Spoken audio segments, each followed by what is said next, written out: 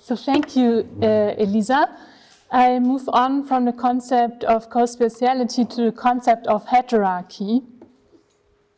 Oops. Oh. Yeah. Heterarchy and hierarchy are closely related concepts. The concept of heterarchy was first developed by the archaeologist Carol Crumley. While hierarchies produce clear rankings and subordinations, Crumley defines heterarchy as the relation of elements to one another when they are unranked or when they possess the potential for being ranked in a number of different ways. According to Crumley, complex societies do not have to be organized hierarchically, but rather by an interplay of hierarchical and heterarchical characteristics. Hence, heterarchy and hierarchy are not binarily opposed to each other. In order to analyze this interplay, studies have to take in mind that the relationship between hierarchical and heterarchical elements varies. Either different ranking systems coexist and interact in a specific society, or societies are organized heterarchically on one level and hierarchically on another level. A third option is that societies have changed from a heterarchical structure to a hierarchical one, or vice versa. As a concept, heterarchy is closely related to power and authority. Foucault and other theoreticians have tried to move on from defining power as an asymmetrical relationship between two individuals. Rather, they see power as a system of connections, distributions, and transmission. Therefore, power is not stable and does not organize society in clear subordinations. Authority can be defined as a result of culturally produced meaning and shared societal notions. As a legitimate and generally accepted form of asymmetrical social relations, authority is created by a reciprocity of claims and their acceptance. It is often difficult to rank authority because it has different competing sources. As the critics of the history of mentalities have often pointed out, societies never totally share culturally produced meanings. Rather, societal notions are often characterized by their incongruencies and incompatibilities. Thus, it is often impossible to create clear hierarchies in a specific society. Until now, primarily, archaeologists have applied the concept of heterarchy, mostly to settlement studies. This applies to archaeological studies on both Europe and India. Aside from archaeology, some anthropologists explain state formation as a process involving heterarchical elements. In contrast, neither scholars of religious studies nor European pre-modern history have widely used the concept. Rather, most works draw on an implicit or explicit assumption that complex societies were deeply hierarchical. Often scholars have also made the complementary postulation that organized religion, or at least some organized religion, works in a hierarchical way.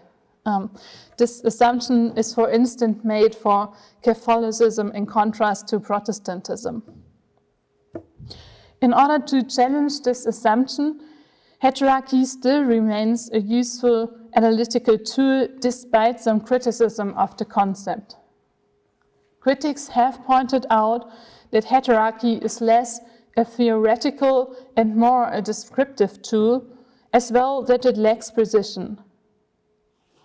Especially the last criticism is interesting insofar as most successful concepts have this characteristic in common.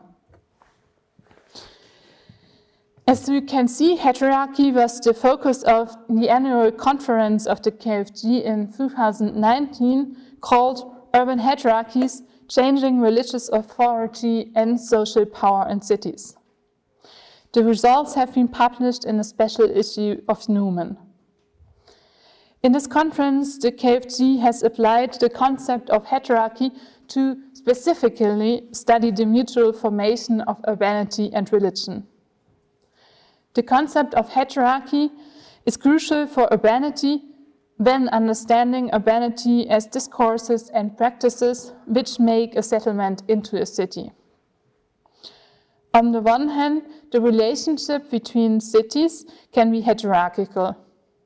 Cities often are ranked in several ways, according to different principles. Carol Crumley even mentions the examples that cities can be ranked according to the quality of their university, their manufacturing activities, or if they host a military base. On the other hand, cities are places where authority has different sources and diverse social groups compete for power. Especially in this last case, the concept of heterarchy can help complement existing theories of urbanity. Especially when we see urbanity as constituted by a tension between standardization and inclination towards homogeneity and an inclination towards heterogeneity created by a densely populated city. If scholars analyze an interplay between the hierarchical and heterarchical organization of the urban society, they can grasp this tension better. Religion is an important element to this tension between homogeneity and diversity, as well as hierarchy and heterarchy. Religious power and belonging are often one of the possible sources of cities' ranking systems. Similarly, religious organization is not hierarchical per default. The authority of religious specialists or groups can have different sources, leading to conflicting rankings. Let me just briefly give an example of the interplay between urbanity and religion, as well as hierarchy and heterarchy from the last conference. Members of the KFG have applied the concept of heterarchy to case studies ranging from the antique Bishop Cyprian to religious centrification in present-day Acre. Nimrod Lutz has shown that housing projects in Acre are negotiated by several actors. They don't come into being in a top-down process. Nevertheless, they often result in residential units primarily for the Jewish middle class.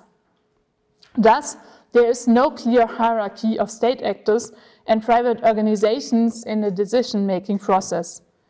However, it is still driven by the need for religious homogenization. All in all, heterarchy is a useful concept when it is seen together with hierarchy. Studies have to keep in mind that they are not binaries and search for their specific relationship. By doing so, scholars can study the mutual formation of urbanity and religion. And now I hand over to Sara, who's going to introduce the term the spatial fix.